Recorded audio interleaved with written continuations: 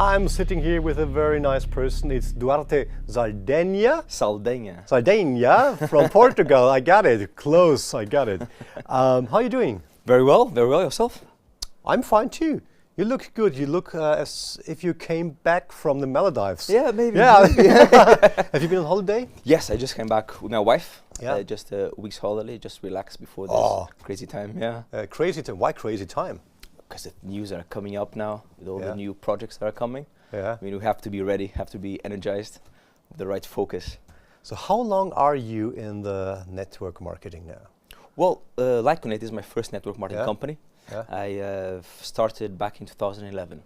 Okay. So it will be 7 years this year. Yeah. Okay. At the end of the year.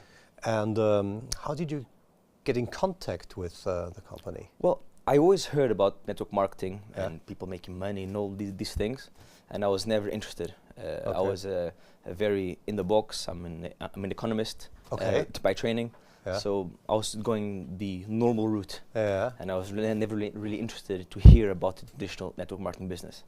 But then an uncle of mine, an uncle who I respected in the business sense, he had had the life that I wanted. He had these businesses, he had the boat, he had the house, the beach house, and all these things. And he called me up, he's like, Duarte, I got a business for you. It's in network marketing. I'm like, hang on, if he's in network marketing, maybe I should listen. Yeah. So I went to my first presentation.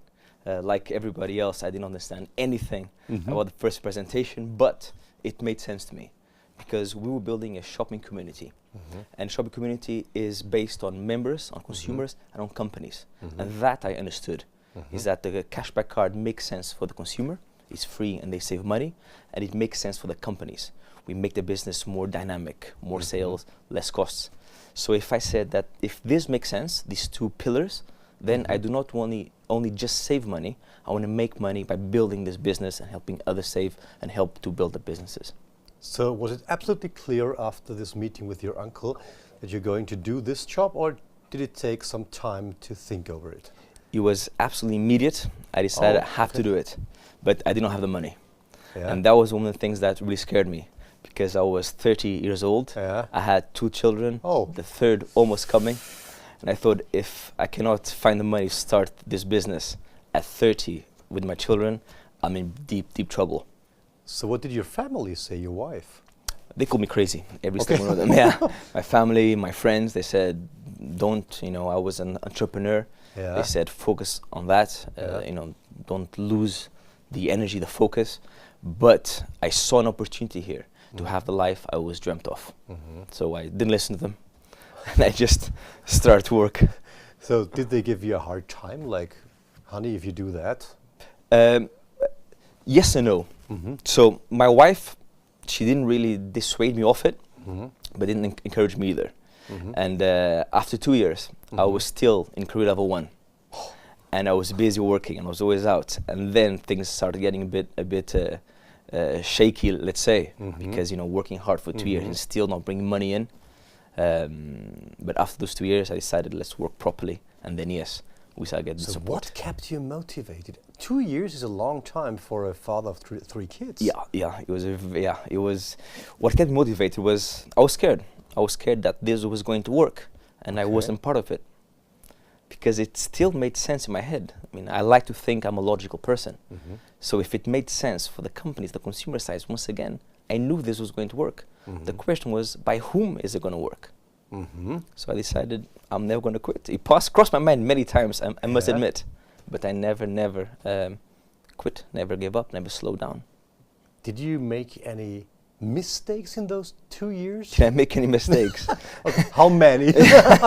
Which ones didn't I do?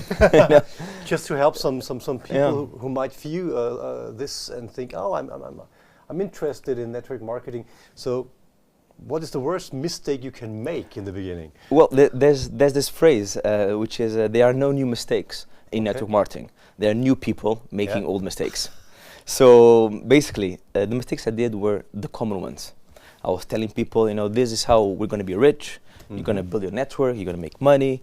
And I was acting like a predator. So people were acting like prey. They were running away. And then I realized why 2 years later, when everything changed here, was when I decided I'm not searching for them. They are searching for what I have. And then suddenly all the energy changed, because they didn't see me, here's a guy who's coming to sell me something. Mm-hmm. Here's a guy who's going to help me find the way of a life that I want to have. Mm-hmm. So everything changed there. What did you do? I started to teach people. Mm-hmm. Instead of selling them, I started to teach people, showing them, listen, how is the economy today? How's your job today? Where do you see yourself in 5 years, in 10 years? Where's your boss? Where's your colleagues? Where are they? Do you see yourself doing this? Mm-hmm. Started looking at interviews with Elon Musk, Barack Obama, Bill Gates, all of them saying by 2030, 50% of the jobs will be gone. Mm-hmm. So I started showing them, listen, are you going to be ready when that moment happens? Mm-hmm. Or are you going to wait until then to do something about it? Mm-hmm. Then it'll be too late. So I started to show them, here, there's a problem with the economy, yes, I got the solution. And then, So what was the turning point in your career? You said after 2 years. What was the breakthrough moment? Do you remember that? yes, perfectly. It was here in Pamhagen. So I was working for 2 years, not very successful, but I had a network and I was working and I was motivated, and I got an invitation to come to Pamhagen for the Leaders Convention. And then I realized I was doing everything wrong. What I did was I literally grabbed every single president I could and I asked them, what did you do? Show me, tell me. And they said, I'm busy. I'm like, I don't care, sit down and tell me. I'm going to find out. And they all said basically the same thing. You have to build up your network. You have to support your network, help them to get level 2, level 3, level 4, and then create events. And go from event to event to event, helping your team get bigger and bigger and bigger. And everything changed. It was 1 week here. I took around 150 pages of notes. It was the completely life-changing moment. I realized I had this amazing opportunity in my hands, and now I was dealing with it like a hobby. I decided, forget that, I'm going to work like a professional. That's a lot of stuff to do. That's a lot of stuff to do. A lot of stuff. So you can't do that by your own, but how do you manage that? How do you organize that? Well, I have two main lines, and I was lucky enough to find the right leaders and help them develop into their own leaders. And right now, they take care of their own teams. So what I'm doing now is creating other teams and help them to reach level 3, 4, 5, and then create other teams, and so on and so forth. So it has to be a step-by-step process. Obviously not 10 at once at the beginning, because there's no possible time for that. And to find the right person for your team, I guess you get some good nose for it. After a while, yes. After a while, yes. So how do you know this one could work or fit perfectly in my team? How do you know that? You don't. Okay. That's the thing. What we have to find out is what is the why behind it. You really have to talk to them and find out why they are doing this. If it's just for the money, maybe they'll have success temporarily. If it's something bigger, if they really want career level 8, for example, then they'll find a way. If they just want it because it's fun to have a Ferrari or whatever it is, they'll do it just for temporary, and if they don't make the money immediately, they'll quit, they'll give out. If they have a bigger goal, maybe helping out the family, change their whole life, helping the community, helping whatever it is, they'll keep on going even if they don't make money at the beginning like I did. So what is the best thing about your new life, your new career? It's a dream life. I mean, it's what I've been fighting since I found this company. It's the money obviously is good, it's okay, but money is nothing if you don't have the structure behind it. You know, I have an amazing family. I can provide my children with what they want, my wife with what she deserves, and I now have the time, which was the key to develop or to use that time to be my family, to be my wife, to go to Maldives, to go on holiday to office, to live comfortably, to put my children in the schools that I want to be, help friends, the freedom, the stress-free life. Okay. Stress-free life. What does your wife say now? Now she's the biggest supporter of MacroNet in the world. Your kids are what age? They're 9, 7, and 5. Okay, so would you go on and say in about 8 to 10 years, come on, let's try it too? Or if one of your kids comes and say, Daddy, I want to become a network marketer too, what would you say? I always tell them, I always try to teach them about life. Yeah? Not just what the school teaches, I want to teach them about the proper life. And I always tell them, listen, go to school, go to university, do whatever you want, doesn't matter what you're gonna do, but be an entrepreneur. Whatever area you want, be it. If it's network marketing, fantastic. I believe it's the best industry. If it's something else, fine, but be an entrepreneur. Never work for other people. Okay. That's what I tell them. It's the hard way.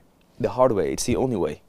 You know, a few hundred years ago, everybody was entrepreneur. That's true. Now everybody's an employee. And I believe, and I think we're changing again.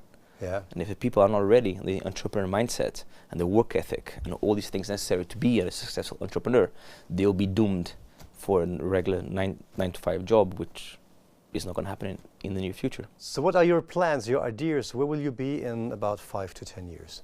I mean, I was thinking about the answer to that question, which I assumed you were going to ask, but I cannot tell you because, you know, this company, if I was in a traditional company, I could say more or less, okay, I'm going to get this promotion, I'm going to go there, maybe travel to a different country, maybe whatever it is.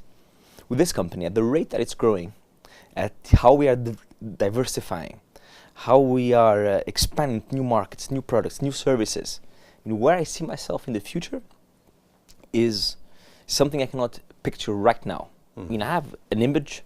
I'm not right now. I'm not money motivated. That's not what drives me. Okay. Now I want to see my team be successful and be surrounded by presidents. I want to help people reach their goals. That's what motivates me. I want to go, you know, have schools with the Child and Family Foundation all over the world. I mean, that's what motivates me right now. So where do I see myself in 5 years? I mean, I could say a number. I want to have 1,000 presidents. I want to have 10,000. I want to have 100. But that number, I think, is a natural progression of the work we do daily. The fun thing is you say money isn't the motivation anymore. Right now, no. Since when? What happened? Since I didn't have to count money to do my life. Okay. Since I want to go on holiday, I can go on holiday. Yeah. I have bills to pay, I pay them. I don't have to think about that. I mean, of course, more money. I've never heard anybody complain that they got too much money. Yeah. Always have I got too little money. I mean, of course, it's nice, but I find myself seeing myself much happier when my team reaches their goals, when they reach levels 5, 6, 7, when they reach a certain income they never thought possible. That look on their face, the happiness, the gratefulness. I think that's much more exciting than the monthly checks coming in. This sounds for me like a big network of friends and family. 100%. I was